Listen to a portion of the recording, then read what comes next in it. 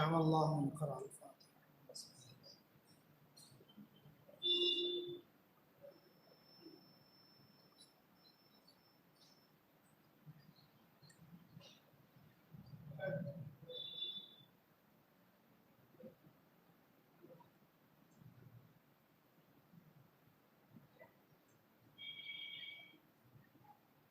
ला हौला वला कुव्वता इल्ला बिल्लाहिल अलिय्यिल अज़ीम।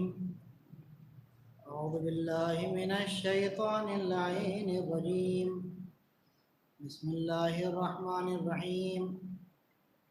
अल्हम्दुलिल्लाहिल्लज़ी ला यब्लुगु मिदहतहुल क़ाइलून वला युहसी निअमतहुल आद्दून वला युअद्दी हक़्क़हुल मुज्तहिदून अल्लज़ी ला युद्रिकुहु बुअदुल हिमम वला यनालुहु गौसुल फितन अल्लज़ी लैसा लिसिफ़तिही हद्दुन महदूद वला नाअतुन मौजूद वला वक़्तुन मअदूद वला अजलुन ममदूद फ़तरल ख़लाइक़ बिक़ुदरतिही व नशरर रियाह बिरहमतिही व वत्तदा बिस्सुखूरि मयदान अर्दिही वस्सलातु वस्सलामु वत्तहिय्यतु वल इकराम अला नबिय्यिल उम्मिय्यिल मक्किय्यिल मदनिय्यिल क़ुरैशिय्यिल हाशिमी सय्यिदना मौलाना नबियना व शफ़ीअ ज़ुनूबिना व हबीब क़ुलूबिना व तबीब नुफूसिना मौलाना व मौला अस-सकलैन जद्दिल हसन वल हुसैन सय्यदना अबिल क़ासिम मुहम्मद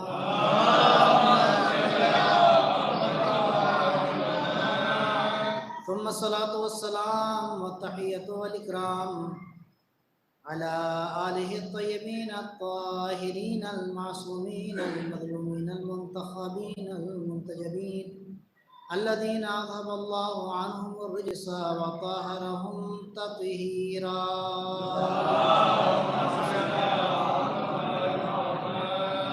वल्लअनतु दाइमतुल बाक़ियतु अला अदाइहिम व गासिबी हुकूक़िहिम व मुनकिरी फ़दाइलिहिम अजमईन मिन लैलतिना हाज़िही इला क़ियामि यौमिद्दीन।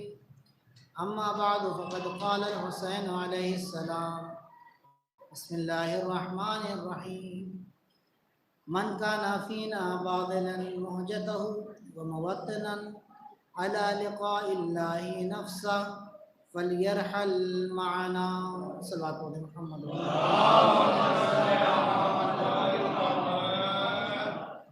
हज़रात गिरामी क़द्र, परवरदिगार का लाख लाख करम है, उसका शुक्र है कि उसने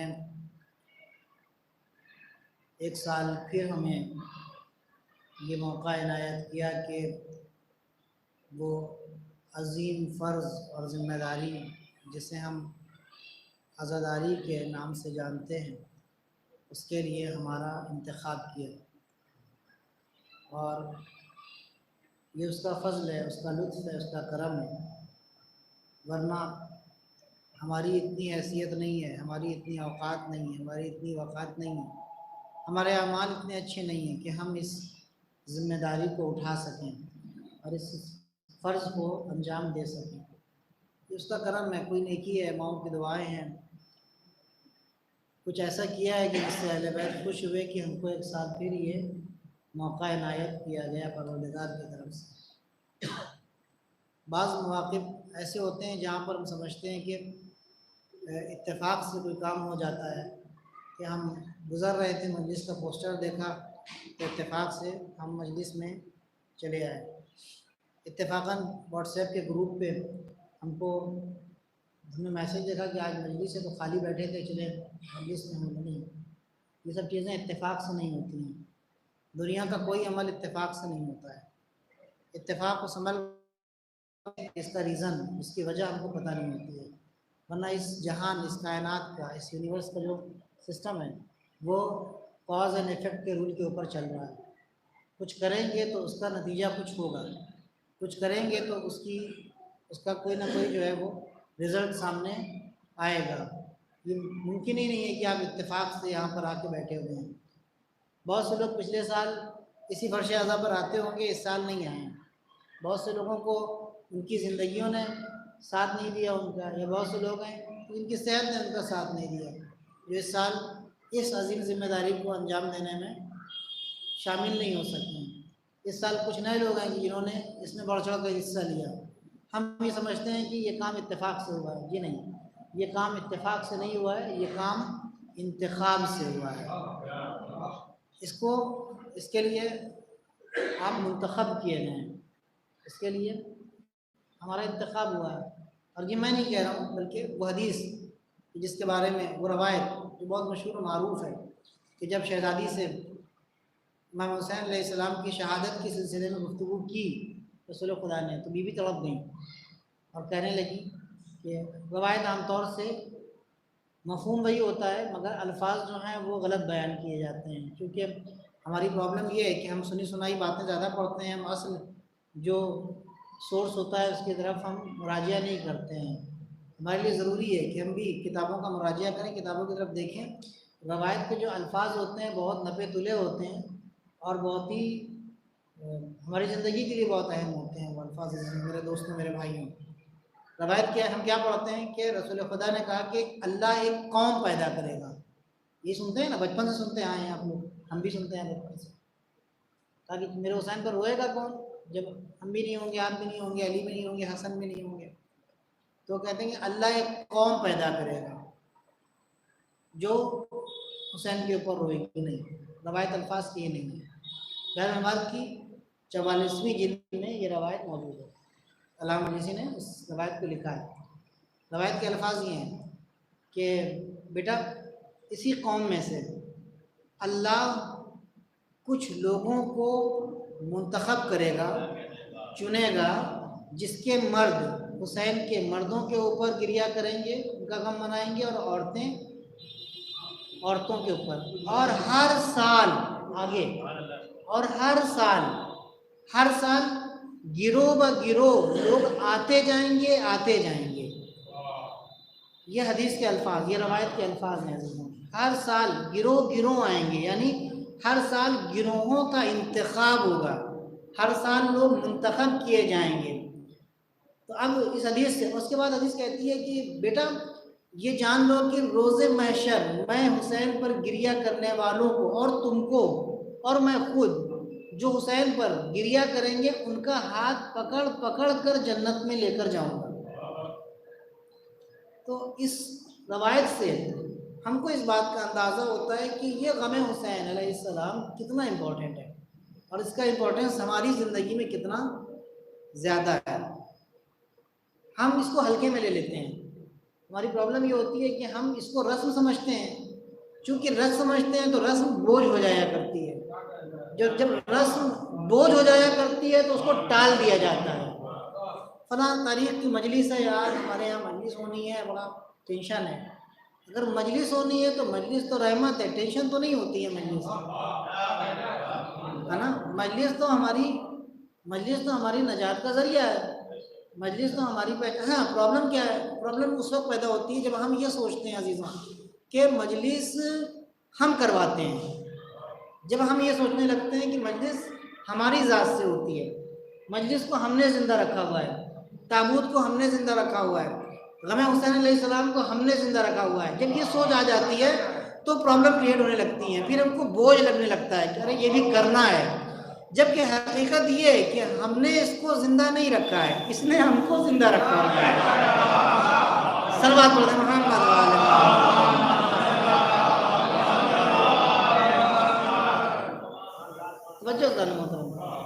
ये है हकीकत, ये है जाने मोहतरम। और हमने जो है वो इसको बोझ समझा हुआ है।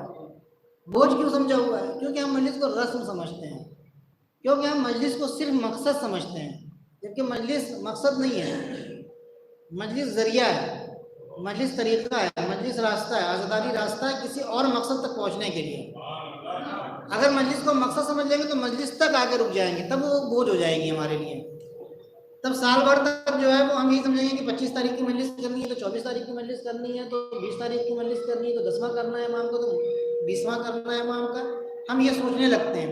अगर ये समझें कि नहीं, मजलिस तो एक जरिया, एक सीढ़ी है जो हमें कहीं और पहुंचाती है।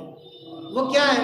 वो इमाम का साथ है, वो इमाम के खैमे में जगह बनाना है, वो इमाम के लश्कर में जगह बनाना। मौला फरमा रहे हैं जब आप निकल रहे हैं मक्के से करबला के लिए तो फरमाते हैं कि मनकाना फी नबादिल मौजूदा, जिसके अंदर जो चाहता है कि हमारे ऊपर अपनी जान को अपने खून को कुर्बान कर दे, और जो चाहता है कि अल्लाह से मुलाकात करे, अल्लाह से मुलाकात के लिए आमादा है, तो फलियरहल माना, तुम्हारे साथ आ जाए। फलियरहल माना, आ जाओ मेरे साथ, आ जाओ आ जाओ, अभी भी मौला की सदा है, आ जाओ मेरे साथ। जब आप इंशाअल्लाह, जो लोग करबला गए उन्होंने देखा होगा, और जो जाने वाले हैं इंशाअल्लाह वो जाके देखेंगे कि मौला का जो गुंबद मुबारक है आपके रोज़े का, उसके ऊपर जो परचम लगा हुआ है वो सुर्ख रंग का है। आम दिनों में जो है वो सुर्ख रंग का परचम होता है, और अय्याम अज़ा में वो ब्लैक हो जाता है, काला परचम, स्याह परचम हो जाता है। आम दिनों में सुर्ख परचम होता है। सुर्ख परचम अलामत है इस बात की कि जंग जारी है। सुर्ख परचम अलामत है इस बात की कि जंग जारी है। परचम लहरा के बता रहा है जब जंग जारी है तो सिपाहियों की जरूरत है। जब सिपाहियों की जरूरत है तो फलियरहल माना, आ जाओ मेरे पास, आ जाओ मेरे पास, आ जाओ। फलियरहल माना, हम आ रहे हैं, हम निकले हैं करबला के लिए। अगर तुमको ये कहते हो कि या लैतना कुन्ना माकुम, तो अभी उसका इम्कान मौजूद है, उसका इम्कान। हल मिन नासिरिन यंसुरुना, परचम जैसे जैसे। मैं आपकी खिदमत में एक बात अर्ज करूँ, एक आरिफ थे, वो गए करबला ज़ियारत करने के लिए। कहने लगे कि मैं जब करबला गया हूँ ज़ियारत करने के लिए, तो एक मौका वो आया कि मेरे आंखों के ऊपर से पर्दे हट गए। मैं मौला के जरी के सामने था। मौला के रोज़े में जो घड़ी लगी हुई है बड़ी, जब उसका एक वक्त होता है, यानी जब मसलन 9 बजता है तो टन टन टन इस तरीके से आवाज़ आती है। करेंगे आम दिनों में इस तरीके का आवाज़ मैं सुनता था। एक मरतबा मैं गया, मैंने ख़ास तवस्सुल किया था, मौला की बारगाह में गया, तो वहाँ से आवाज़ आ रही थी, हल मिन नासिर, हल मिन नासिर, हल मिन नासिर। तन्हा ये आवाज़ ही नहीं आ रही थी। मैंने सुना कि जनाब अब्बास के रोज़े के ऊपर जो घड़ी लगी हुई थी वहाँ से आ रही थी लब्बैक लब्बैक लब्बैक। ये बहुत बड़ी बात है अजीज़ों, ये छोटी मोटी बात नहीं है। हम बहुत इसको सीरियस नहीं लेते हैं, बहुत संजीदगी से नहीं लेते हैं इसको, हम बहुत हल्के में लेते हैं। हज़ार ये जो लुत्फ हुआ है उनकी तरफ से, ये जो मुहर्रम और सफ़र आते क्यों हैं? मुहर्रम और सफ़र रस्म नहीं है अजीज़ों, मेरे दोस्तों, मेरे भाइयों, ये बहुत बड़ी जिम्मेदारी है, ये बहुत बड़ा मनसब है, ये बहुत बड़ा मनसब हमारे लिए, और हम इसको हल्के में लेते हैं। अय्याम अज़ा आते इसलिए हैं, और इमाम हुसैन अलैहिस्सलाम की तरफ से जो है वह ख़ास, हमको ख़ास, जो किसी इमाम को नहीं मिली है, जो मर्तबा नहीं मिला है, वो ख़ास इमाम हुसैन को मिला है। ये मुहर्रम और सफ़र बहुत अजीज़ों, मैं अर्ज़ करूँ, जितना अपनी किस्मत पर नाज कर सके और जितना अल्लाह का शुक्र अदा कर सके कम है। कि कहा गया कि जनाब आयतुल्लाह गुलपैगानी, गुलपैगानी बुजुर्ग आयतुल्लाह पनाहियान कहते हैं कि मैं उनके खिदमत में था रोज़े आशूर, तवज्जो चाहता हूँ, रोज़े आशूर में उनकी खिदमत में था, और वो करबला का रुख करके गिरिया कर रहे थे। असर आशूर जब आई तो उन्होंने मुझसे पलट के कहा, पीछे मुड़ के पूछा कि पनाही, आखिरी वक्त में मेरे जद ने क्या कहा था? कहा नहीं, मुझे नहीं बताया, पता है। आखिरी वक्त में मेरे जद ने, जब वो सजदे में थे, तो वो कह रहे थे, परवरदिगार, मैंने जो वादा किया था मैंने पूरा कर दिया। अभी सोचें आप, मतलब हुसैन ने आपके लिए क्या किया है, अभी ये सोचने की ज़रूरत है। हुसैन का हमारी गर्दन पे कितना बड़ा एहसान है। ताकि वो कह रहे थे, परवरदिगार, तूने जो भी वादा मुझसे लिया था, मैंने जो वादा तुझसे किया था, मैंने पूरा वादा पूरा किया। मेरे पास जो कुछ था परवरदिगार, जो कुछ था, अब यहाँ इस बात को ज़हन में रखिएगा, जो कुछ था मेरे पास, मेरे माबूद मैंने तेरे हवाले कर दिया, तेरे ऊपर कुर्बान कर दिया। अब मेरा माबूद तेरी बारी है, तूने भी मुझसे वादा किया था। मेरे माबूद, मेरे पास जो कुछ था मैंने तुझ पर कुर्बान कर दिया, अब तेरी बारी है। अब मेरे माबूद, मेरे नाम पर अगर कोई तेरी तरफ आना चाहे तो उसे रोकना मत। मेरे नाम पर, मुझ हुसैन गरीब के नाम पर, मुझ हुसैन तशना के नाम पर, मुझ हुसैन बेकस के नाम पर अगर कोई तेरी तरफ आना चाहे तो मेरे माबूद रोकना नहीं, उसको आने देना अपनी तरफ। क्योंकि मेरी तरफ ऐसे ऐसे लोग आते हैं कि जिनकी कोई पनाहगाह नहीं है, मेरी तरफ हूर आ जाता है। मैंने रात इसीलिए मोहलत मांगी थी। हबीब, मुस्लिम, इनका स्टैंडर्ड बहुत हाई था, इनको तो मारिफत थी, लेकिन अभी रात में हुर को आना है, मुसअब को आना है, गर्रा को आना है, 25 और लोगों को आना है, लिहाजा वो मेरे नाम पे आएंगे। तो मेरे महबूद अगर आ रहे हैं मेरी तरफ तो आने देना। बहुत बड़ी बात है अजीज़, ये बहुत बड़ी बात है। मेरी तरफ आ रहे हैं। इमाम सादिक अलैहिस्सलाम से पूछा गया,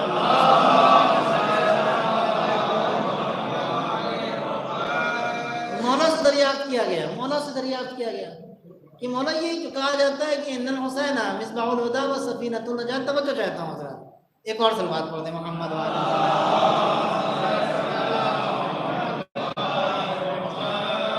ये जो कहा जाता है इन्नल हुसैन मिसबाहुल हुदा व सफीनतुन नजात, तो मौला क्या आप लोग मिसबाह हुदा नहीं है? आप लोग हिदायत का चिराग नहीं है? आप लोग सफीनतुन नजात नहीं है? इमाम हुसैन की हैसियत देखें इमाम अलैहिस्सलाम के दरमियान, आप लोग नहीं है मिसबाह हुदा, आप लोग सफीना नजात नहीं है। तो मौला कहते हैं कि क्यों नहीं, नहनु कुल्लुना सफनुन नजात, हम सब सफीना नजात हैं, वलाकिन्ना सफीनतुल हुसैन औसअ व असरा, हम सब सफीना नजात हैं, मगर कश्ती हुसैन में जगह भी ज्यादा है और वो तेज भी चलती है। हम सब सफीना नजात हैं, मगर कश्ती हुसैन में अगर सवार हो गए तो वहां ज्यादा जगह है और वो तेजी से हिदायत तक ले जाती है। अब कश्ती हुसैन है क्या? कश्ती हुसैन क्या कहीं बाहर लकड़ी की कोई कश्ती बनेगी? जी नहीं जाने मोहतरम, कश्ती हुसैन यही जहाँ आप बैठे हुए हैं, ये जो आप बैठे हुए हैं यही इमाम हुसैन अलैहिस्सलाम सफीना नजात यही है। लेकिन बस शर्त ये है कि सफीना नजात में जगह बना लेना काफी नहीं है, जगह को बाकी रख जाना काफी है।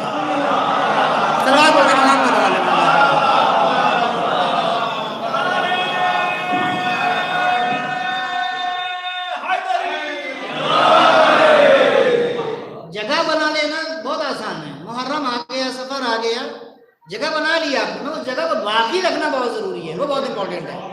क्योंकि जगह बाकी रखने के लिए, जगह बाकी रखना ये एक बहुत बड़ा मरहला है। बहुत से लोग हैं जिन्होंने इमाम हुसैन अलैहिस्सलाम की जगह बना ली थी, जगह बना ली थी मगर आखिरी वक्त में जगह बाकी नहीं रख पाए। अब बहुत से लोग हैं कि जिनके अंदर अच्छा यहाँ पर पैसे की भी जरूरत नहीं है, यहाँ पर जिस्म की भी जरूरत नहीं है, यहाँ पर सलाहियत की भी जरूरत नहीं है, यहाँ पर बस दिल, मनकाना बाज़िलन फीना, जो मुझ पर अपना खून कुर्बान करने के लिए तैयार है वो आ जाए। जिसके इमाम की कश्ती में जगह बनाने के लिए इश्क जरूरी है। क्या जरूरी है? इश्क। और वो उस इश्क का नतीजा अश्क है। जब तक अश्क नहीं बहेगा तब तक जो है वो दिल पाक नहीं होगा। जब तक दिल पाक नहीं होगा कश्ती हुसैन में जगह नहीं बन पाएगी। बहुत जरूरी है मोहतरम। और इश्क और अश्क नतीजा है मारिफत का। मारिफत से इश्क पैदा होता है, और इश्क जब आता है तो मोहब्बत में अश्क निकलता है। इस बात के लिए मंत्र दे रहा हूँ आपको, ये सूत्र है, आपकी खिदमत में अर्ज कर रहा हूँ, सोचिएगा बैठ के। मैं ज़्यादा नहीं पढ़ूंगा इस सिलसिले में। इसके लिए ज़रूरी नहीं है कि आप सही सालिम हो। इश्क अगर आपके दिल में है तो ऑटोमेटिकली अश्क निकलेगा। अश्क निकलेगा तो दिल पाक होगा। दिल पाक होगा तो हुसैनी मिशन पर अमल करने का जज्बा पैदा होगा। फिर हुसैन ने जिस लिए जान दी है वो काम करने का जज्बा पैदा होगा। हुसैन खाली ऐसे नहीं रो लिए काफ़ी है ना, ये रो लेना, ये आंसू कई तरह के होते हैं। एक आंसू इश्क में निकलता है, एक आंसू शौक में निकलता है, एक आंसू जो है वो मगरमच्छ का आंसू होता है। वो आंसुओं का कई किस्में हैं अजीजों। उस आंसू को, अपने अश्क को, अपने खून को वो आंसू बनाइए जो रुमाले सैयदा में जगह पा सकें। इन आंसुओं की बहुत अहमियत है जाने में। अश्क बहुत ज़रूरी है, इश्क बहुत ज़रूरी है। और इस कश्ती में जगह बनाने के लिए तवज्जो चाहता हूँ, इस कश्ती में जगह बनाने के लिए, इस कश्ती में जगह बनाने के लिए वो इश्क बहुत ज़रूरी है। वो इश्क क्या है? आपको यहाँ बहुत लंबे चौड़े हैं और हमारे बहुत ताकत है तो हम जो है वो इमाम हुसैन अलैहिस्सलाम के लश्कर में जगह बना सकते हैं? नहीं, ज़रूरी है मगर काफ़ी नहीं है। हमारे पास बड़ा पैसा है, माल मौला के ऊपर खर्चा कर देंगे तो हमारी जो है वो मौला को बना, माल मौला के ऊपर खर्च करना ज़रूरी है, काफ़ी नहीं है। और कभी मत सोचिए कि माल हमने खर्च किया, हमारी औकात क्या है, अगर वो ना देते तो खर्च कहाँ से करते। हमारे एक अजीज है कानपुर में, हम उनके यहाँ जो मजलिस होती है, आज से 10-12 साल पहले उनके मजलिस पढ़ी मैंने, तो मैंने मजलिस पढ़ के होता तो कहेंगे मौलाना 20 रुपए का एक तबरुक पड़ा है, 3 तबरुक मैंने बांटे हैं, 3 भाई हैं तो तीनों भाइयों ने मिलकर एक तबरुक बांटा, कहेंगे 20 रुपए का एक तबरुक पड़ा, तो आप कहना क्या चाहते हैं, मतलब बताना चाहते हैं मैंने 1000 लोगों का जो है वो 1000 लोगों को तबरुक बांटा तो मैंने बहुत पैसा खर्चा किया। ना बताना क्या चाहते हैं, आपने बड़ा पैसा खर्चा कर दिया। अगर मौला आपको ना देते तो आपकी औकात थी कि अदा कर सकते हैं। और अगर इतना ही आपको शौक है कि हमने बड़ा पैसा खर्चा किया, एक मरतबा अरबईन में चले जाइए, सारा नशा उतर जाएगा।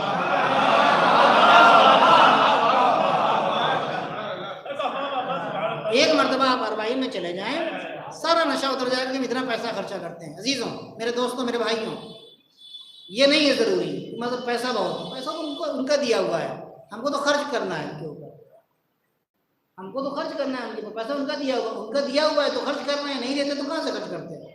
बहरहाल इश्क बहुत जरूरी है।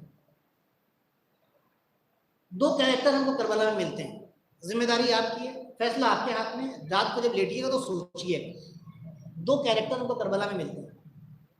एक कैरेक्टर है जिसे पता लगा कूफे में कि मौला करबला में आ गए, तवज्जो चाहता हूँ, मौला के लश्कर में जगह बना लेना काफी नहीं है बल्कि बाकी रखना जरूरी है। अभी हमारे हाथ में अभी वो परचम लहरा रहा है, फलियरहमाना, आ जाओ मेरे साथ, आ जाओ मेरे साथ, आ जाओ मेरे साथ की सदाएं गूंज रही हैं। साथ में आना भी है और साथ में जगह बनाना भी है।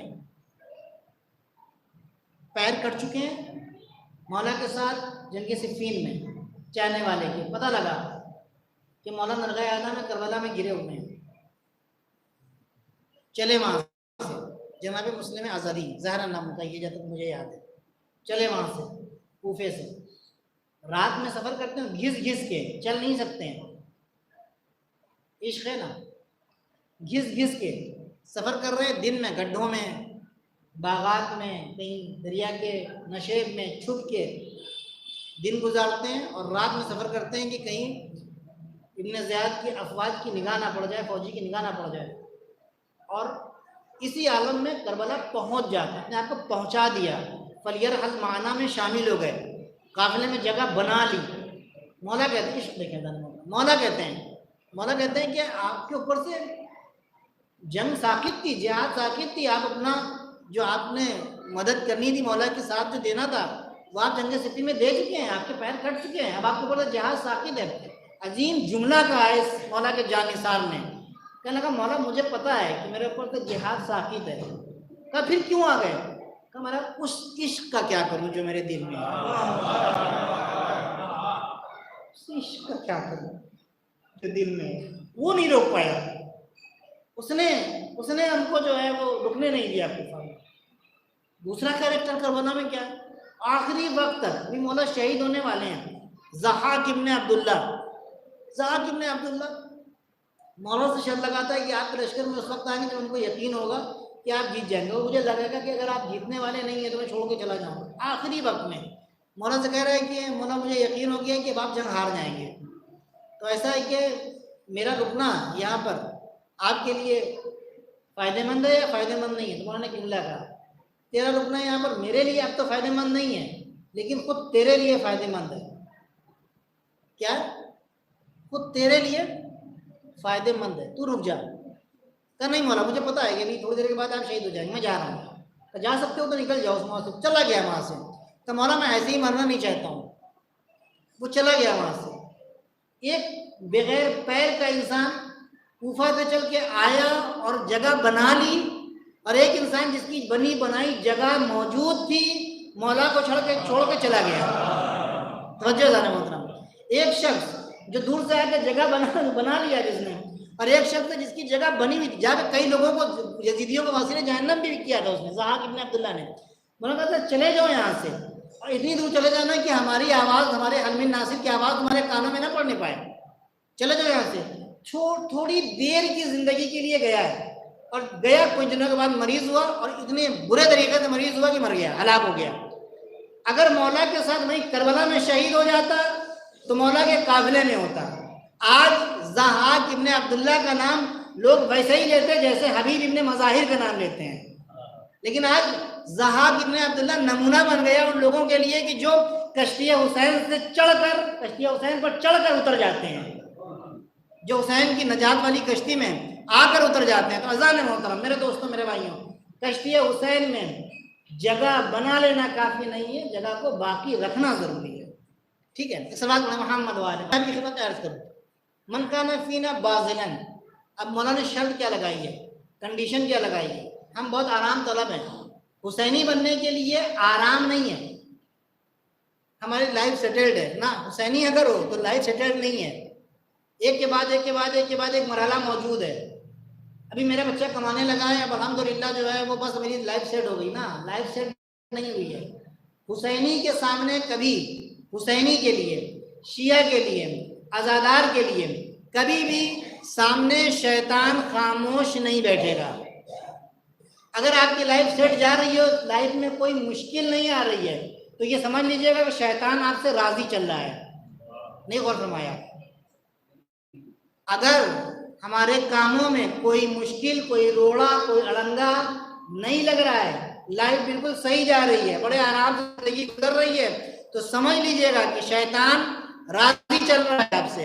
अगर शैतान आपसे नाराज होता तो आपकी जिंदगी में कोई ना कोई खराबी पैदा करने की कोशिश जरूर करता। हाँ, तो लाइफ सेटल नहीं होती है अज़ान मोहतरम। हुसैनी की राह में हमेशा जो है वो शैतान कुछ ना कुछ परेशानी जो है वो कुछ ना कुछ मुसीबत लाकर ईजाद करता रहेगा। ये पैमाना है अज़ान मोहतरम, दोस्तों मेरे भाई, ये पैमाना है। मन काना फीना बाज़िलन, जो चाहता है कि उस पर खर्च करे मुहजतहू, अपने मुहज को, अपने खून को। अब देखिए इमाम ने कितनी कड़ी शर्त लगाई है।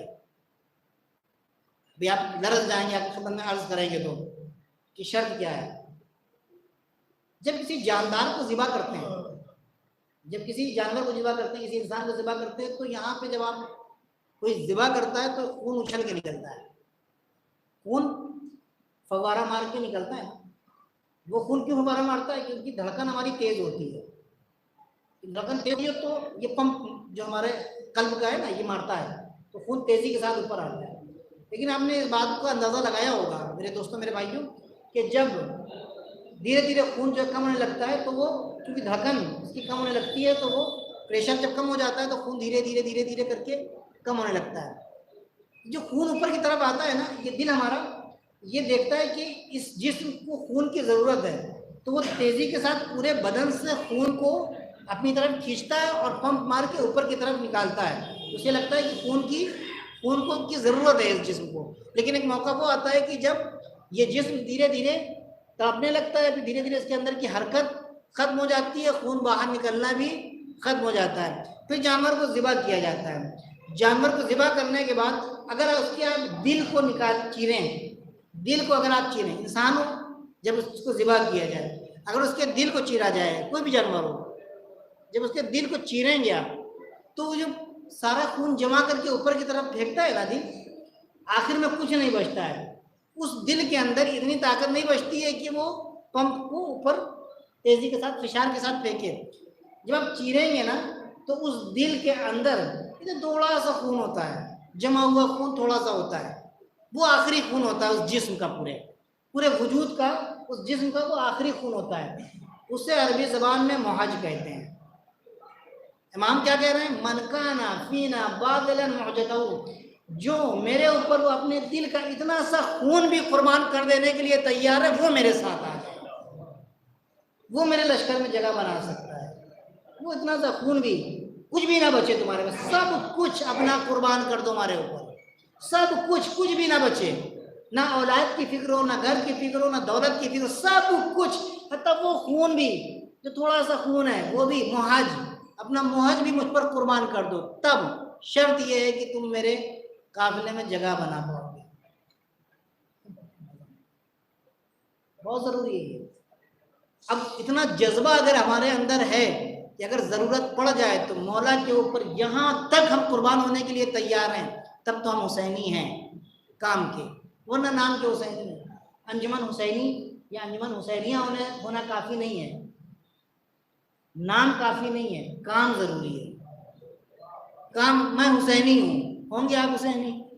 अगर आपका वजूद हुसैनी है, आपके वजूद से हुसैनियत झलक रही है, तब तो आप हुसैनी हैं।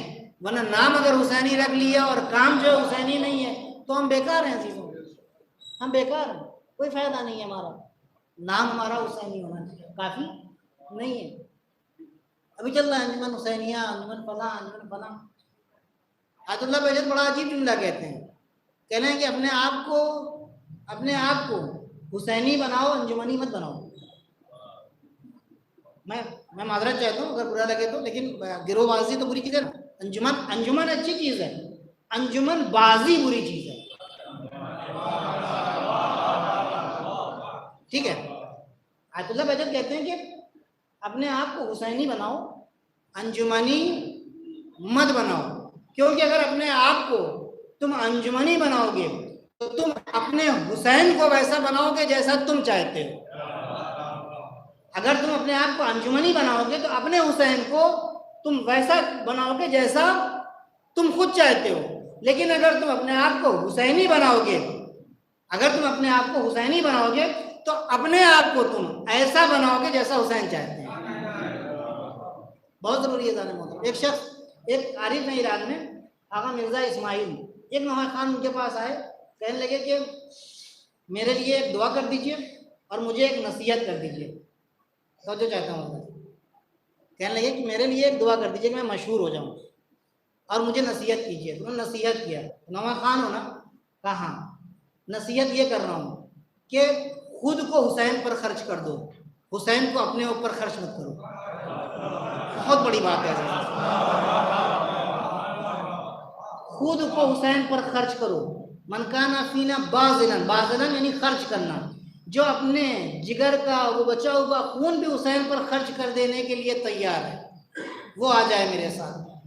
खून को, खुद को हुसैन पर खर्च करो, हुसैन को अपने ऊपर खर्च मत करो। कहा कि दुआ कर दीजिए मैं मशहूर हो जाऊं। कहा नहीं, मैं दुआ ये नहीं करूंगा कि तुम मशहूर हो जाओ, मैं ये दुआ करूंगा कि हुसैन के साथ मशहूर हो जाओ।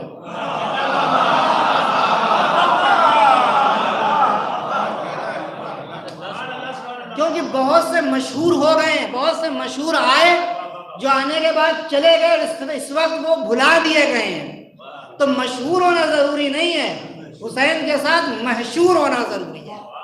बहुत इंपॉर्टेंट बात है। सलवात बोलते मोहम्मद वाले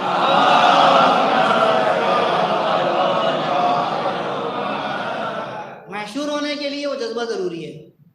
हुसैन को जिस चीज़ की ज़रूरत है, आज हुसैन को सिर्फ आपकी मजलिस की ज़रूरत नहीं है, ज़रूरत, इससे इनकार नहीं है, इसका एहतराम फर्श अज़म सफीनतुन नजात मैंने अर्ज़ किया आपकी खिदमत में।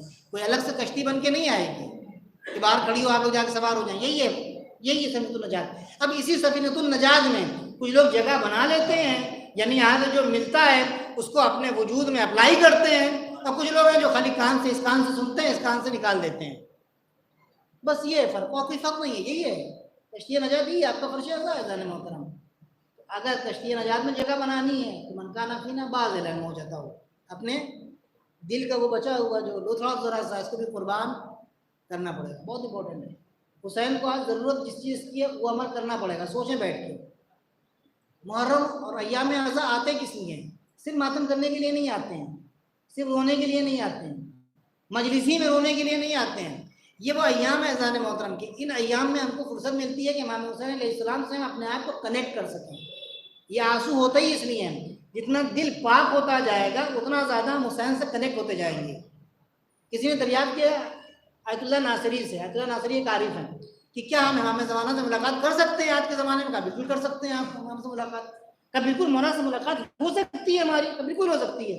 बातचीत भी हो सकती है? बिल्कुल हो सकती है। तो कहा कैसे हो सकती है? कि अपने आप को वैसा बना लो जैसा मौला है, ऑटोमेटिकली मुलाकात हो जाएगी। जैसे मौला है वैसा अपने आप को बना लो। कैसे है मौला? का मौला पाक है, अपने आप को पाक बना लो। फ्रिक्वेंसी जैसे ही मैच होगी मौला अपने आप मुलाकात के लिए आ जाएंगे। बहुत जरूरी है पाकीज़गी। हमारी मुलाकात मौला आज क्यों नहीं रहा? क्योंकि हम पाकीज़ा नहीं, क्योंकि हम पाकीज़ा नहीं। उसके लिए बहुत ज़रूरी है कि अपने आप को पाकीज़ा करें, इमाम से कनेक्ट हो जाएंगे। उसके लिए ये माह अज़ा, अय्याम अज़ा बहुत ज़रूरी है। अय्याम अज़ा में अश्क निकलता है, जो अश्क हमारे दिलों के जंग को दूर करता है। मौला से गुफ्तगू करो अकेले में बैठ के, रात जरूरी नहीं है कि तुम मजलिसी में रहो, मजलिस में म्यूजिक रहो, मौला से बात करो बैठ के, अपने इमाम से बात करो। मौला इस बार आपने ये तौफीक इनायत की, आपका शुक्रिया। अय्याम अज़ा किस लिए आते हैं? बहुत तवज्जो जाने मतलब मेरे जवानों में खास तौर से अर्ज़ कर रहा हूँ आपकी खिदमत में, अय्याम अज़ा किस लिए आते हैं?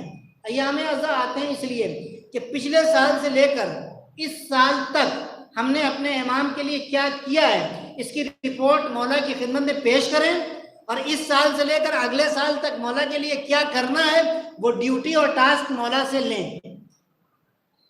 तो ये सख्त बात है, तो आप लोग खाली गर्दन हिलाएंगे, सख्त बात है ना ये, और ये है अज़ान मोहतरम, ये है मेरे दोस्तों मेरे भाइयों, जरूरी है ये।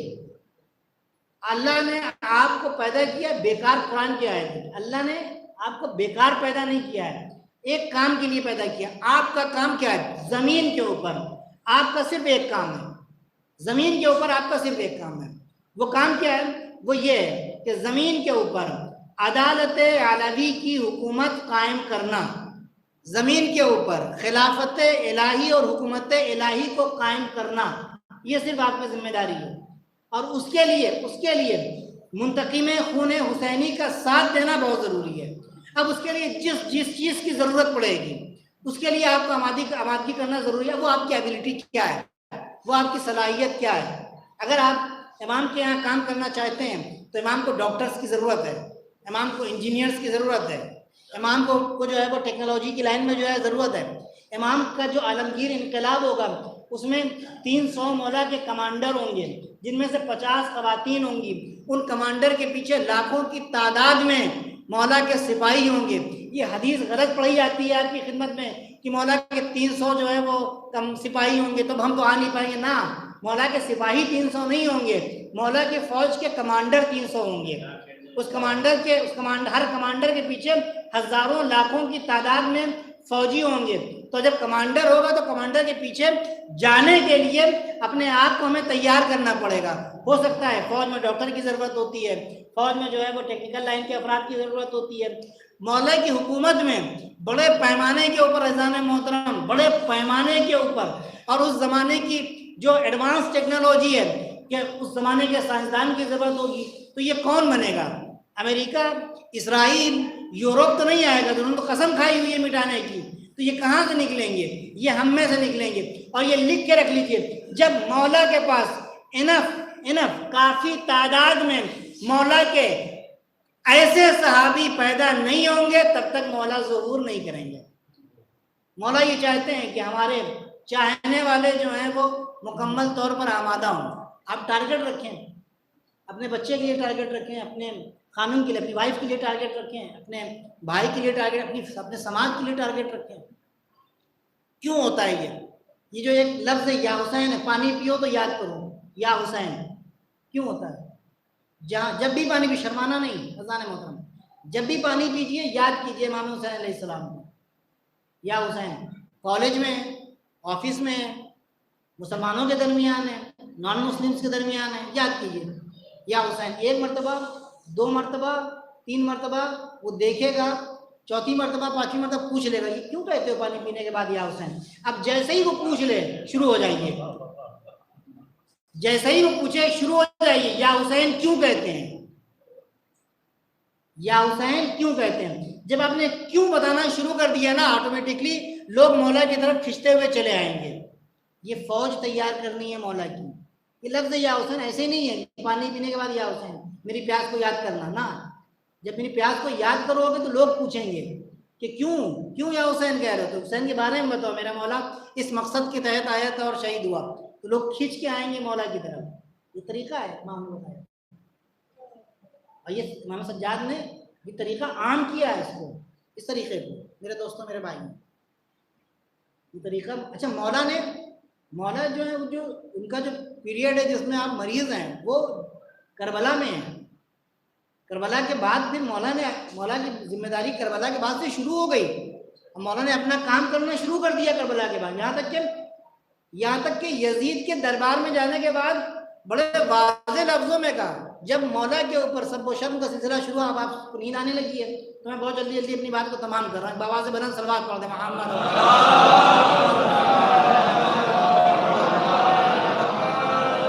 मैं इसलिए कह रहा हूँ कि डरिएगा नहीं। आज हमारे यहाँ माहौल ये बनाया जा रहा है कि हम बोले ही नहीं, जहाँ पाते हैं मार देते हैं, जहाँ पाते हैं जो है वो जलील करना शुरू कर देते हैं। ना ना, ये नई बात नहीं हो रही है। हमारे खिलाफ FIR लिख ली जाती है, हमारे खिलाफ जो है वो मुकदमे फर्जी चलाए जाएंगे, कोई नई बात नहीं हो रही है। बनी उमैया ने भी यही किया, बनी अब्बास ने भी यही किया, फिरौन से, उससे पहले से ये सारी बातें आ रही, तो कोई नई बात नहीं है। डरने की जरूरत नहीं है, घबराने की जरूरत नहीं। जहां मौका मिले इमाम हुसैन के पैगाम को आन करो, डरने की जरूरत नहीं है। जनाब सैयद सज्जाद में यजीद के दरबार में इस बात, उससे बड़ा कोई जालिम नहीं था। अपने ज़माने का सबसे बड़ा जालिम, तागी, बागी उस ज़माने का, और वहाँ पे जनाब सैयद सज्जाद ये ऐलान करें तो जब मैं तौके सरासर होने के बावजूद, जंजीरों में जकड़ा होने के बावजूद ये ऐलान कर, इससे इतने कर्ब के आलम में और इतने जो है वो क्या कहते हैं दुश्मनों से घिरे हुए आलम में जब मैं ये ऐलान कर सकता हूँ, तुम तो आज़ाद हो, तुम्हारे ऊपर तो कोई मुश्किल नहीं है। लिहाजा मेरे बाबा के पैगाम को और मेरे मकसद को आम करते रहना, जहां मौका मिले शर्माना नहीं, डरना नहीं, कभी भी नहीं, बताते रहना है इमाम हुसैन कौन है, मकसद क्या है, इस्लाम क्या है, दीन क्या है। बहुत जबरदस्त मोहतरम जनाब सैयद सज्जाद ने वहां पर यजीद के दरबार पर, मैंने आपकी तमाम किया चीजों, जनाब सैयद सज्जाद ने यजीद के दरबार में जो काम कर दिया, यजीद परेशान हो गया। जब मौला को जो कहते हैं ना ये अजाने दी जाने लगी, क्यों अजाने दी जाने लगी? आपने सुना होगा कि मौला ने खुतबा दिया। क्या खुतबा दिया? मौला क्या बात ऐसी कर दी मौला ने कि यजीद ने मौजूद से कहा कि क्या अजान दी जाती है। यजीद डर गया, इतना डर गया, हमने नहीं मरवाया हुसैन को, ना ना ना ना ना, इब्ने ज़ियाद ने करवाया है, पिसर साद ने करवाया। वो यजीद जो अभी तक मिंबर पर बैठ के कह रहा था कि ना कोई वही आई है और ना कोई कुरान आया है, ये सब बनी हाशिम का अलयाज़ बिल्लाह ढोंग और तमाशा है, वो यजीद अब वहीं से कह रहा है। यानी इतना खौफ तारी हो गया उसके ऊपर जनाब इमाम सज्जाद का कि अब अगर ना ना ना ना हमने नहीं मरवाया है, वो तो पिसर साद ने मरवाया है, वो तो इब्ने ज़ियाद ने ये काम करवाया है, ये कैसे हो गया? जनाब सैयद सज्जाद ने क्या किया? बड़ा अजीम जनाब सैयद सज्जाद ने मैसेज दिया है वहां से। वो मैसेज क्या है? खासतौर से जवान, जनाब सैयद सज्जाद बीमार नहीं है। जनाब सैयद सज्जाद एक थोड़े से पीरियड के लिए मसलिहत खुदा के लिए मरीज हुए थे, वरना उसके बाद उन्होंने वही काम किया है जो इमाम हुसैन अलैहिस्सलाम ने करबला में किया है। बस फर्क ये है कि इमाम ने शहादत के साथ ये काम किया है और उन्होंने अपनी जबान के जरिए से ये काम किया है। बस फर्क ये है जाने मोहतरम। हर सफाई कर रहा है यजीद का खतीब आके मिंबर पे, अहले बैत अलैहिस्सलाम को बुरा भला कह रहा है, और कहने के बाद उतरा तो मौला ने पहला उसूल दिया। तो चाहता हूँ पहला उसूल दिया। पहला उसूल क्या दिया कि यजीद मैं भी इस लकड़ी के ढांचे पर जाकर कुछ कहना चाहता हूँ। मिंबर, वो क्या कह रहे थे? मिंबर। मौला ने क्या कहा? लकड़ी का ढांचा। ये क्या बात है मौला, आप ये लकड़ी का ढांचा क्यों कह रहे हैं? तो मौला बताएंगे कि लकड़ी का ढांचा इसलिए कहेंगे क्योंकि जब तक इस लकड़ी के ढांचे के ऊपर उसका अहल नहीं जाएगा तब तक ये मिंबर नहीं बनेगा, तब तक ये मिंबर नहीं बनेगा। उस वक्त तक ये लकड़ी का ढांचा रहेगा। मैं इस लकड़ी के ढांचे पर जाकर कुछ कहना चाहता हूँ। तो ये कहा ठीक है, क्या कहेगा? ज्यादा ज्यादा क्या कहेगा? तुम बहुत दलील हो, तुम लानती हो, तुम ये हो, तुम वो। और समझता नहीं है कि मौला कौन है। ये इमाम है, ये वक्त का इमाम है। जुर्अत दी है इमाम सज्जाद ने आज के जवानों को, यजीद जैसे जालिम के सामने तुम्हारा इमाम बोल सकता है तो तुम बोलने से पीछे मत हटना, हक बोलना, हक के बारे में बात करना, हक की गुफ्तगू करना, नाइंसाफी के खिलाफ आवाज उठाना, जुल्म के खिलाफ आवाज बुलंद करना, जुल्म के साथ खाली छोटी सी पोस्ट और ओहदे के लिए हाथ मत मिला लेना। आई तुम्हें जो बात खजाने मोहतरम गए कहने के जो मुझे जानता है वो जानता है, जो नहीं जानता है वो पहचान ले। अब 700 कुर्सी नशीनों का मन्ना बैठा हुआ है, बाहर बाहर से सफरा और हमारा आए हुए हैं, सब बैठे हुए हैं। कहने जो मुझे जानता है वो जानता है और जो नहीं जानता है वो मुझे पहचान ले। अब सब बड़े गौर से सुनने लगे कि क्या बात कर रहे हैं ये इंसान जिसके हाथ में हथकड़ी है और पैरों में बेड़ी है और गले में तौके सलासल है, ये वहाँ जाके ये कैसी बातें कर रहा है? जो मुझे जानता है वो जानता है, जो मुझे नहीं जानता है वो पहचान नहीं। यजीद ने नहीं बताया था। उस वक्त फेक न्यूज़ का बाजार गर्म था, कोई नई बात नहीं है। उस वक्त बस तरीका अलग था, आज का तरीका अलग है। उस वक्त भी गोदी मीडिया हुआ करती थी, आज भी गोदी मीडिया है, तरीका अलग है बस। मोहतरम बताया गया था कि मौला नमाजी नहीं पढ़ते थे इमाम अली। कहा कि जब शाम वालों को जब पता लगा कि अली सजदे की हालत में शहीद हुए, अली नमाज नहीं पढ़ते थे, ये हालत थी। तो अब मौला को वहां पर बताना जरूरी था कि मैं कौन हूँ। तो जो मुझे पहचानता है वो पहचान ले, जो नहीं पहचानता है मैं उसके लिए बयान कर रहा हूँ। मैं फर्जंदे मक्का हूँ, मैं फर्जंदे हरम हूँ, मैं फर्जंदे मिना हूँ, मैं फर्जंदे हिल्लो हरम हूँ। अभी लोग सोच रहे हैं कि इनका मक्के से क्या ताल्लुक है, इनका जो है वो मदीने, इनका मिना से क्या ताल्लुक है। मौला बता रहे हैं, हदीस भी है, रवायत भी, मौला बता रहे हैं कि मक्के की ज़ियारत तुम करते हो, मिना तुम जाते हो, खाना काबा का तवाफ तुम करते हो, लेकिन अगर वो खाने काबा हमारे बगैर है तो उसकी कोई हैसियत नहीं है, वो तवाफ हमारे बगैर है। अब यजीद यहाँ पर यजीद के सामने, लोगों के सामने जो है वो अपना तारुफ भी करवा रहे हैं और यजीद को एक चैलेंज भी कर रहे हैं। यजीद मैं कह रहा हूँ मैं फर्जंदे मक्का हूँ, तेरा मक्के से कोई ताल्लुक है? तेरा मदीने से कोई ताल्लुक है? तेरा हिल्लो हरम से कोई ताल्लुक है? तेरा मिना से और क्या कहते हैं सफा मरवा से कोई ताल्लुक है? मैं वहां का फर्जंद हूँ, मैं वहां का फर्जंद हूँ। अब लोगों ने पूछना शुरू किया आप कौन है? कहा कि अल्लाह ने हमको चंद फजीलतें दी हैं और अल्लाह ने हमको चंद चीजें अता की हैं, ताकि वो चंद चीजें जो अल्लाह ने अता की हैं वो क्या है? चैलेंज।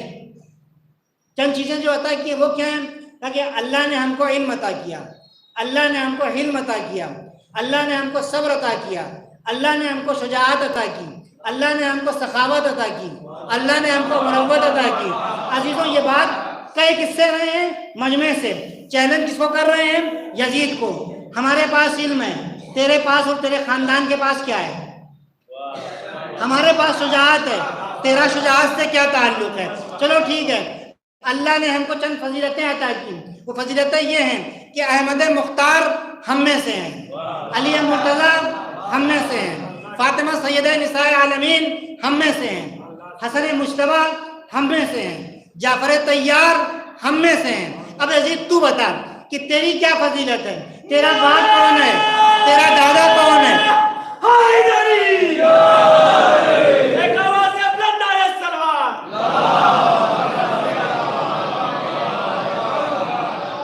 तेरा बाप कौन है?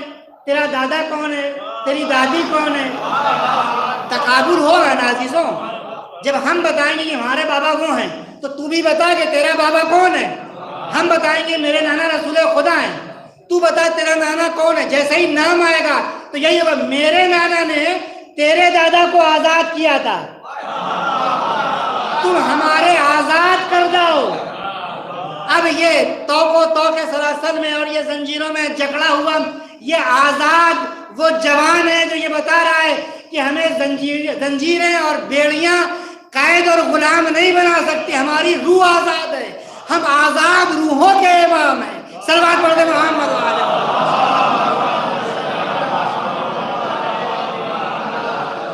जब ये गुफ्तगू शुरू हुई, खुतबा तवील है जाने मोहतरम, जब ये गुफ्तगू शुरू हुई तो फिर फौरन उसने यजीद ने इशारा किया। उससे पहले किसी ने आके मौला को जो है वो जख्म ज़बान दिया था, तुम्हारे बाबा तो हार गए, कौन जीता? मनील गालिब। तो उन्होंने कहा थोड़ी देर में पता लग जाएगा।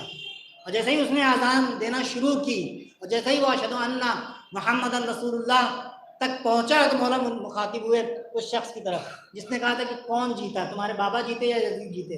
तो अब बताओ कौन जीता। इस अजान में अगर मेरे जद का नाम लिया जा रहा है तो हम जीते, और अगर इसके जद का नाम लिया जा रहा है तो ये जीता। अब अगर यजीद को अपनी रुकवानी है तो भी उसे अहले बैत का सहारा लेना पड़ा।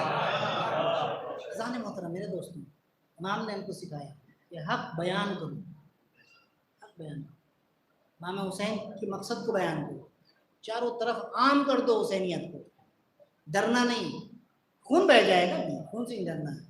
हम तो चाहते हैं कि वो तुम्हारे जिगर का जो खून आखिरी जो कतरा है वो भी चाहते हैं तुमसे। खून FIR से मत डरना, तुम अपने इन लोगों से मत डरना, डरने की जरूरत नहीं है। जालिम का काम होता है, जालिम का काम होता है अपने जो नेक लोग हैं उनको सफ़ाई हस्ती से मिटा दें। क्यों मिटा दें? ताकि उनका जो जुल्म है, उनकी जो हुकूमत है वो बाकी रह जाए। जालिम डरपोक होता है, जालिम कमज़ोर होता है, जालिम जुल्म ही इसलिए करता है, जुल्म ही इसलिए करता है कि वो डरपोक और कमज़ोर होता है। जालिम इसलिए जुल्म करता है। जालिम सड़ा हुआ फल होता है। जिस माशरे में ये सड़ा हुआ फल हो, सड़ा हुए फल की खासियत क्या होती है? टोकरी में अगर अच्छे अच्छे फल रखे हुए हैं अजीज़ों, और वहाँ पर अगर आपने सड़ा हुआ एक फल रख दिया, तो 2 दिन के बाद जब उस फल को आप उठा के देखेंगे तो क्या होगा? वो दूसरे फलों को भी ख़राब कर देगा। जालिम भी ऐसे ही है माशरे में। अगर आप माशरे में जालिम को छोड़ देंगे और जालिम के साथ सलाम अलैक करेंगे और जालिम के साथ राब्ता रखेंगे, तो ये जालिम आपको सड़ा देगा। इस दुनिया में, इस पूरे दुनिया में अगर आप देखें तो बड़े बड़े सड़े हुए फल हैं। नेतन्याहू आज का सड़ा हुआ फल है, बाइडेन आज का सड़ा हुआ फल है, बिन सलमान आज का सड़ा हुआ फल है, जिन्होंने पूरे माशरे को सड़ा के रखा है। हमारे मुल्क में भी बहुत से सड़े हुए फल हैं जिन्होंने मुल्क की ज़हनियत को सड़ा रखा है। हेट्रेड, नफरत, ऊंच नीच, ये वही सड़े हुए फल की देन है। तो अजीजों, दूर के सड़े हुए फलों के बारे में मैंने आपको अर्ज कर दिया, बता दिया। अपने मुल्क के सड़े हुए फल के बारे में आप बेहतर तरीके से जानते हैं। इन सड़े हुए फलों से दूरी बहुत ज़रूरी है, बहुत ज़रूरी है, वरना जालिम सड़ा देगा, पूरे माशरे को सड़ा देगा, पूरे माशरे को ख़त्म कर देगा।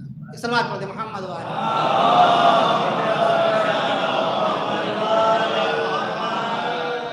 कंक्लूजन, मैं अपनी बात को कंक्लूड करता हूँ। अगर हुसैनी हो, पहली बात तो ये कि तुम्हारा इंतखाब हुआ है, तुम इत्तेफाक से यहाँ नहीं बैठे हो, तुम्हें चुन के लाया गया है। एक बात। पॉइंट 2 वो ये है कि अगर हुसैनी बनना चाहते हो और हुसैन के काफ़िले में जगह बनाना चाहते हो, तो अपने आप को मुकम्मल तौर पर, अपने वजूद को मुकम्मल तौर पर हुसैन पर कुर्बान करने के लिए आमादा रखो। नंबर 3, हुसैन की कश्ती में जगह बना लेना आसान है, जगह को बाकी रखना बहुत मुश्किल है। ज़रूरत इस बात की है कि हुसैन की कश्ती में जगह बाकी रख सको। उसके लिए ज़रूरत इस बात की है कि अपने खून जिगर को देना पड़ेगा, उसके लिए आमादा रहना पड़ेगा।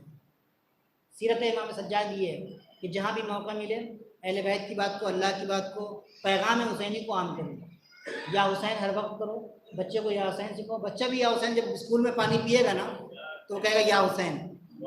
एक दिन, 2 दिन, 3 दिन, चौथे दिन टीचर पूछेगी कि क्यों तुम बेटा या हुसैन कहते हो, तो बता देगा मेरे मौला हुसैन है। इस तरीके से तबलीग बढ़ेगी। जो तबरुक वगैरह बांटा जाता है ना, जो हाज़िरी वगैरह होती है, ये अपने खाने के लिए नहीं होती है, ये दूसरों को खाने के लिए होती है। आप देखें ना, हमारे यहाँ, मुझे यहाँ का नहीं पता, हमारे यहाँ जौनपुर में मजलिसें होती नहीं, तो मजलिस में आम शिया लोग जो हैं वो आके बैठते थे मजलिस में, इमामबाड़े में, और बाज़ लोग जो हैं वो बाहर, जो हमारी कौम से ताल्लुक़ जिनका नहीं था, वो बाहर बैठते थे। वो सिर्फ आते थे किस लिए? अभी तबरुक बटेगा, अभी शिमाल बटेगी, अभी ये बटेगा। सुने तबरुक का रूट वर्ड क्या है? तबरुक का रूट वर्ड है बरका, बरकत, बाराका। तबरुक यानी बरकत लेना, यानी बरकत हासिल करना। तबरुक का मतलब ये होता है। तबरुक का मतलब वो शिमाल खाना नहीं होता है। तबरुक का मतलब होता है बरकत लेना। तबरुक बाबत तफाउल से अरबी ग्रामर से जो लोग वाकिफ हैं वो समझते हैं। तो इसका रूट वर्ड जो है, मज़दर जो है वो बाराका, बरकत से आया है।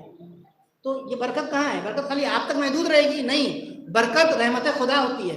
हुसैन रहमतुल्लाह वासिया है, बरकत रहमत खुदा होती है, और हुसैन अल्लाह की वसी रहमत है। और ये अल्लाह की वसी रहमत हर जगह पहुँचती है। अज़ान मोहतरम मेरे दोस्तों, मेरे भाई, ये हर जगह पहुँचती है। तबरुक खिलाने का मकसद क्या है? तबरुक बरकत जो है वो अपना असर दिखाती है। दूसरों को खिलाओ, ये अपना असर दिखाएगी। खुद ना खा लो, दूसरों को भी खिलाओ, ये असर दिखाएगी।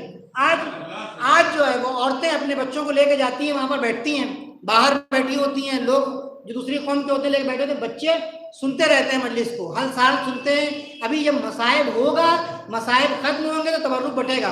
बच्चों को मसाइब, या अपने बच्चों की बात नहीं कर रहा हूँ अज़ान मोहतरम, दूसरों के बच्चों की बात कर रहा हूँ। उनको मसाइब याद हो जाते हैं। ये याद हो जाना ही बरकत है, ये याद हो जाना ही बरकत है। और ये जब बड़ा होगा ना, जब कभी मजलिस की बात होगी, उस वक्त तो उसने ध्यान नहीं दिया। जब ये बड़ा हुआ, पढ़ा लिखा, कहीं गया, जब मजलिस की बात होगी तो बताएगा कि कैसी बात कर रहे हैं आप लोग, हम लोग बचपन में मजलिस में जाया करते थे। ये बचपन का तबर्रुक आज जवानी में अपना असर दिखा रहा है।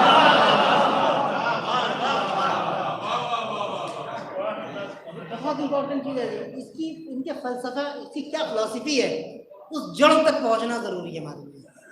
वहां तक पहुंचना बहुत जरूरी है। तो इस बात का ख्याल रखना जरूरी है। बच्चों को सिखाएं या हुसैन कहना, लोगों को बुला के खिलाएं, इमाम हुसैन अलैहिस्सलाम के नाम पर बताएं, इसमें बहुत बरकत है। हुसैन ने बहुत इंतजाम किया है। एक बात और आपकी खिदमत में अर्ज करता चलूँ, आखिरी बात अजीजों, वो ये कि इमाम ने आप सब के लिए काम रखा है।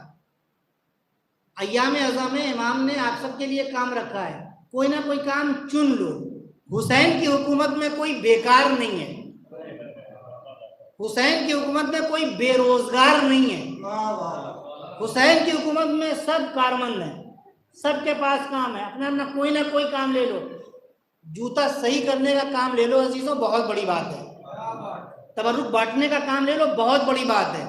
इमाम हुसैन की एक एक हदीस रोजाना पढ़ के लोगों में बताने का काम ले लो, ये बहुत बड़ी बात है। हुसैन के लिए क्या किया जाए ये प्लानिंग करना शुरू कर दो, ये बहुत बड़ी बात है। अज़ान मोहतरम, जरूरी है हमारे लिए कि हम प्लानिंग करें कि इमाम हुसैन की हुकूमत, इमाम हुसैन अलैहिस्सलाम के खून का बदला लें कैसे, उसके लिए क्या प्लानिंग करनी है, क्या स्ट्रेटेजी तैयार करनी है, अपनी सलाहियत के मुताबिक काम ले। अज़ान मोहतरम, बस ये बहुत एक पूरा मौजू है, ये अशरे का मौजू है, लेकिन मैं बस छेड़ते हुए चला जा रहा हूँ। इसका खुलासा एक आपकी खिदमत में हेडलाइन अर्ज कर रहा हूँ। तो हुसैन, हुसैन के नाम में बहुत बरकत है। बहुत दिन गुजरे नहीं है, अभी 24 मुहर्रम आई, अभी हमारे पास वक्त है 2 महीने 1.5 महीने का। इस 1.5 महीने में हुसैन से अपने आप को कनेक्ट कर लो, जोड़ लो अपने आप को हुसैन से, खूब गिरिया करो हुसैन पर, खूब गिरिया करो, और घुट घुट के मत रो, बावाज़े बुलंद रो। हाँ, चेहरा बनाओगे तब भी जन्नत मिल जाएगी, लेकिन कहा है हुसैन ने कि जब किसी गरीब और किसी शहीद के बारे में सुनना तो मुझ पर आंसू बहाना, नुदबा करना। फन देबूनी और समय तुम मिन गरीबिन शियती महमा शरीफ तुम मा आदबिन फतकुरूनी, है मेरे शियों, जब तुम अच्छा पानी, प्यास बुझा देने वाला पानी, सैराब कर देने वाला पानी पीना, तो फज़कुरूनी, मुझे याद करना, मेरी प्यास को याद करना। उस वक्त को याद करना जब अली अकबर ने मुझसे पानी मांगा था और हमने अली अकबर के दहन में अपनी ज़बान दी थी और अली अकबर ने ज़बान को खींच लिया था। उस वक्त को याद करना जब मेरी सकीना पानी मांग रही थी। उस वक्त को याद करना कि जब हमारे घर के बच्चे अलाता शलाता फज़कुरूनी का मतलब ये है अजीज़ों। उस वक्त को याद करना जब मेरा सूखा गला पसे पुछ से ज़िबा किया जा रहा था। फज़कुरूनी, मुझे याद करना मेरे चाहने वालों, मेरे शियों। और जब किसी गरीब के बारे में, समय तुम मिन गरीबिन शहीदिन फंदबूनी, जब किसी गरीब के बारे में सुनना, किसी शहीद के बारे में सुनना, तो तुम मुझ पर नुदबा करना। नुदबा खाली रोने को नहीं कहते हैं, नुदबा कहते हैं रोने को, चीख चीख कर रोने को, चिल्ला चिल्ला कर रोने को, और बता बता कर रोने को कि इसके ऊपर हम इसलिए रो रहे हैं कि इसे प्यासा शहीद किया गया, इसे लाचार शहीद किया गया, इसे बेकस शहीद किया गया, इसे नरगे आदा में घेर कर शहीद किया गया। ये बता बता के रोने को नुदबा कहते हैं अजीज़ो। फंदबूनी, मौला ने कहा है। ये आंसू, इनकी बहुत अहमियत है मेरे दोस्तों, मेरे भाइयों। बीबी आई होंगी यहाँ पर, कहीं अपना रुमाल फैलाए हुए होंगी और हमारे आंसुओं को जमा कर रहे होंगे, आंसू मोतियों में तब्दील हो रहे होंगे। रवायत कहती है बीबी जब मजलिस में आती हैं और आंसुओं को जमा करती हैं तो जन्नत में ले जाती हैं। जन्नत में एक नहर है जिसका नाम है आब हयात, और वहां जाकर आंसुओं को उसमें मिला देती हैं। छोटी मोटी बात नहीं है अजीजों, ये छोटी मोटी बात नहीं है। इमाम चाहरुम की शब शहादत है। वो इमाम कि जिसका फर्जंद ये कहता है कि जब मौला की शहादत हुई मैंने आपकी ज़हमत तमाम कर दी, 2-4 फिक्रे मसाइल के पढ़ेंगे, बस आपकी ज़हमत तमाम है। जब गस्साल आया, मौला गुस्स देने लगा तो घबरा के बाहर आया। मौला से कहने लगा कि इमाम बाक़ी अलैहिस्सलाम से कहने लगा कि मौला ये अजीब गरीब निशान है मौला के जिस्म पे, गर्दन पे निशान है, हाथों में निशान है, और निशान ऐसे लगता है कि ये जख्म है और जख्म अभी पूरी तरीके से भरे नहीं है, और वहां पे हड्डियां दिख रही हैं। पैरों के पास मैंने देखा है कि वहां पे हड्डियां दिख रही। मौला क्या कोई मरज था आपका को? कहा नहीं, तुझे नहीं पता। मेरे बाबा को जब करबला से शाम ले जाया गया तो ऐसे नाके के ऊपर मेरे बाबा को बांधा गया कि नाका उसके ऊपर हमारी नहीं थी, उसकी पुष्ट बांधा गया, और इतना कस के बांधा गया कि मेरे बाबा के पैर और हाथ जख्मी हो गए। और इसी पे इक्तफा नहीं हुआ अजीजों, इसी पे इक्तफा नहीं हुआ। कहा कि आपने कभी गौर किया है कि रोजे 11 मुहर्रम 11 मुहर्रम को दोपहर में ये काफिला चला और 12 मुहर्रम को ये काफिला कूफा पहुंच गया। आप इंशाल्लाह जब करबला जाएंगे या जो लोग करबला गए होंगे उन्होंने देखा होगा कि जब हम मशी करते हैं, जब करबला में वॉक करते हैं, तो 3 नजफ से करबला तक का 3 दिन का सफर है। रास्ता बिल्कुल मुसत्ता है, रोड अच्छी बनी हुई है, खाने पीने का इंतजाम है, पानी पीने का इंतजाम है, रुकने का इंतजाम है, बहुत आराम से लोग चलते हैं, तब जाकर 3 दिन में पहुंचते हैं। ये 1 दिन से कम में अहले हरम का काफिला इतनी जल्दी कूफा पहुंच कैसे गया? इमाम बाक़िर अलैहिस्सलाम फरमाते हैं, कहते हैं कि बांधा भी गया और इतनी तेज ले जाया गया कि मेरे बाबा का जिस्म जख्मों से छलनी हो गया। अजरुकुम अल्लाह, खुदा आपको किसी गम में न रुलाए सिवाय गम मज़लूम करबला के। बस अजीज़ों, मैंने आपकी ज़हमत तमाम कर दी। एक मरतबा जब इमाम से पूछा गया कि मौला आपके ऊपर सबसे ज़्यादा मुसीबत कब पड़ी, तो मौला कहने लगे शाम। मेरे चाहने वाले शाम में पड़ी। तो कहा शहादत तो आपके घर की मीरास है, सारी बातें हुई, बेपर्दा किया गया हमारे घर की औरतों को, कहा कि आप मुसीबत आपके घर की मीरास है। मरतबा मौला ने कहा कि शाम और करबला में फ़र्क है। हमें ज़्यादा सवाल करने वाले ने सवाल भी किया कि मौला आपके बाबा शहीद हुए, करबला में ज़्यादा मुसीबत नहीं पड़ी? कहा नहीं, ज़्यादा मुसीबत शाम में पड़ी। क्या मुसीबत है?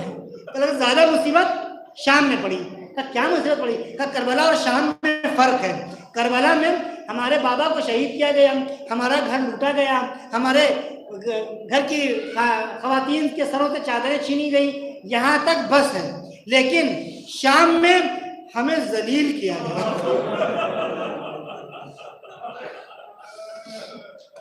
शाम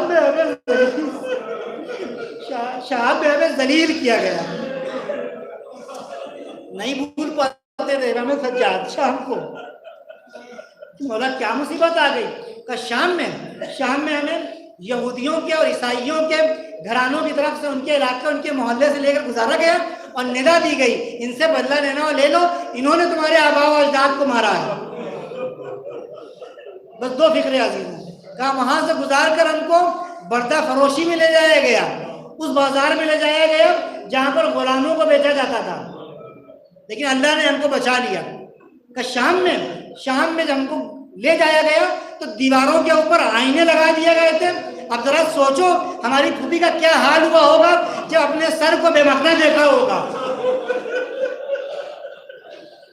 दरबार शाम में एक दरवाजा है जिसका नाम है बाबू सात। सात कहते हैं घंटे को, सात कहते हैं कई घंटे को। तो हमको यह दलील किया गया कि सुबह से लेकर दोपहर तक उस दरवाजे पर बिठा के रखा गया, दरवाजा खोला नहीं गया। फिर उसके बाद मौला अजीब बात कहते हैं कि हम पर यह जुल्म किया गया शाम में कि ऊँटों के ऊपर जहाँ पर हमारी ख़वातीन थी उनके वारिसों के सामने उनके सरों को, जो नेज़े पर सर थे ना, जनाब ज़ैनब के सामने, मेरी फूफी की ज़ैनब के सामने मेरे बाबा हुसैन का सर ले जाकर ये लोग ले जाते थे और खुशी मनाते थे, और मेरी फूफी तड़पती थी। सरों को एक एक वारिस के पास ले जाते थे और ये लोग खुशी मनाते थे। और कभी कभी इसी आलम में ये सर एक दूसरे से, ये नेज़े एक दूसरे से टकराते थे, सर गिर जाया करते थे तो वो पैरों से उन सरों को मारा करते थे। ये सारे मसाइब सैयद सज्जाद ने खुद देखे। अभी आप मौला के ताबूत की ज़ियारत करेंगे, बस 2 फिक्रे हो रही हैं। फिर मौला कहते हैं एक दिन हमारे ऊपर बहुत बड़ा हुआ, वो ये हुआ कि एक मोहल्ले से हमको गुजारा गया। जब हम उस मोहल्ले से गुजरे तो देखा कि जब हम वसत में पहुंचे, दरमियान में पहुंचे, तो हमारे ऊपर गर्म पानी डाला गया। हमारे बच्चे उस गर्म पानी जब पड़े तो तिलमिला गए, बच्चे तड़पने लगे। बच्चे तड़पने लगे, का गर्म पानी डाला गया। मेरे हाथ, मौला आप अपनी मुसीबत खुद बयान कर रहे हैं, कह रहे मेरे हाथ पसे पुश से बंधे हुए थे। थोड़ा आगे बढ़े तो ऊपर से अंगारे डाले गए, ऊपर से अंगारे डाले गए। सबके हाथ खुले हुए थे, सबने अपने अपने को अंगारे से बचा लिया। मेरे हाथ पसे पुश से बंधे हुए थे, अंगारे मेरे अमामे के ऊपर आके गिरे, मेरे अमामे को जलाया। अब जब मेरा अमामा जला तो उसके बाद अंगारे की सूजिश अरे मेरे सर और बालों तक पहुंच गई। मैं इतना बेचारा था, मैं इतना मजबूर था कि अपने सर से अंगारे को भी नहीं हटा सकता था। अजीजों, आखिरी शब है, इमाम आखिर को तलब करते हैं, ए बेटा ये आखिरी शब है, तुम्हारा बाबा तुमसे जुदा हो जाएगा। अरे शुरू को मौला रुखसत हो गए, लेकिन तारीख ने लिखा कि मौला का जनाजा बड़ी शान से उठा। अजब नहीं, जब मौला का जनाजा उठा हो तो तलब गए हो, ए बाबा अरे मुझे माफ कीजिएगा, मेरा तो जनाजा उठ गया। हाय रे हुसैन गरीब, करबला की तपती जमीन पर हुसैन।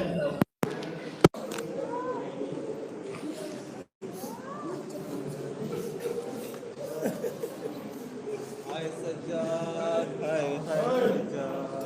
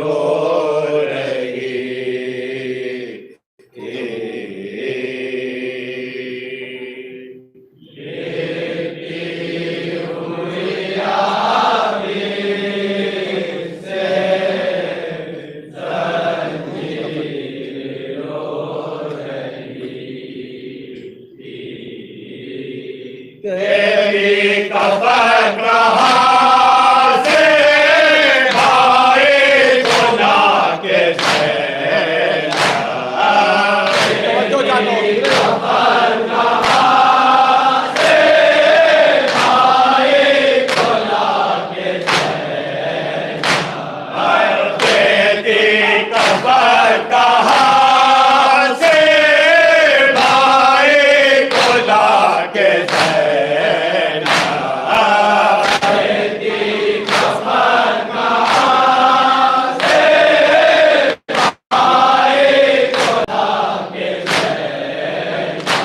हाय हालात बेबसी में